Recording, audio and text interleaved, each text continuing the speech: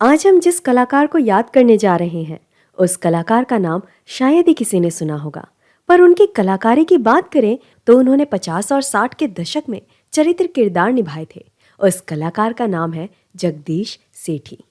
बस महाराज, तुमने मुझे गाली दी, मैंने कुछ नहीं कहा। तुमने मेरी इज्जत पे हमला किया, मैं खामोश रहा।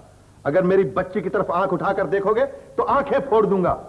बाप मजबूर हो गया है, लेकिन बाप की गैरत मजबूर नहीं हुई।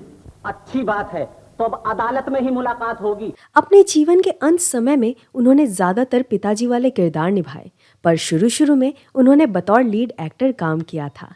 15 जनवरी 1903 को जन्मे जगदीश सेठी भारत की पहली बोलती फिल्म आलम आरा में भी काम कर चुके हैं। पंजाब के पिंड दंडन खान में उनके माता पिता रहते थे। वहां उनकी अच्छी खासी जायदाद थी।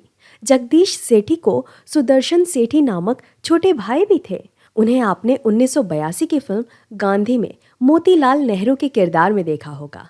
इसके अलावा देवानंद की गैमलर और जेवल थीव जैसी सुपरहिट फिल्म में खलनायक के किरदार में भी सुदर्शन दिख चुके हैं।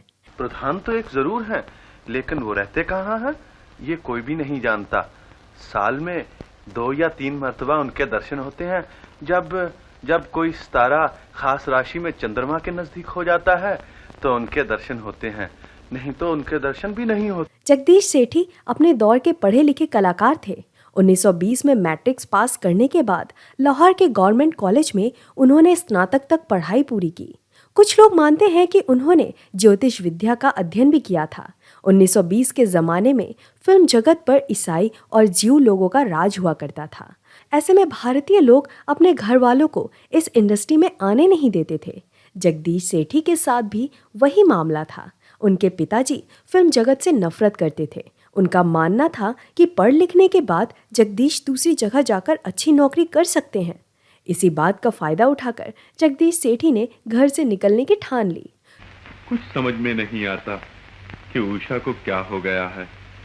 न उसके चेहरे पे वो मुस्कुराहट, ना उसकी बातों में वो बचपना, ना वो वक्त पर खाना खाती है और कपड़ों का ख्याल तक नहीं करती। शुरू में पंजाब फिल्म कंपनी के अंतर्गत उन्होंने असिस्टेंट कैमरामैन का काम किया, पर उन्हें वहां सीखने जैसा माहौल दिखा नहीं। इसलिए उन्होंने कोलकाता जाने का फैसला लिया।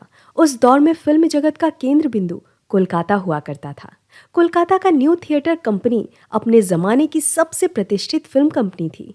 वहां जाकर जगदीश सेठी ने एक्टिंग के साथ प्रोडक्शन का काम सीख लिया। उन्होंने स्क्रिप्ट राइटिंग करना भी सीख लिया। न्यू थिएटर के बाद वे मुंबई आ गए। तो तुम अभी तक जिंदा हो? पुलिस तुम्हें पकड़ नहीं पाई? ये कहो कि पुलिस तुम्हें नहीं पकड़ पाई। 30 और 40 के दशक में 60 से भी अधिक फिल्मों में काम करने के बाद वे डायरेक्शन में उतर गए। बतौर डायरेक्टर उनकी तीनों फिल्में हिट रहीं। बी ग्रेड फिल्में होते हुए भी सिनेमा घरों में अच्छा प्रदर्शन करके दिखाया। जी, एक मर्द और एक औरत गाड़ी लाए थे। मैं यहाँ नहीं था, मेरे मैकेनिक के वो जान पहचान वाले। दुर्भाग्य बस यही है कि जगदीश सेठी की फिल्में क्लासिकल एरा के पहले रिलीज हुई थी और 60 के दशक में उन्होंने ज्यादातर बूढ़े व्यक्ति के किरदार निभाए।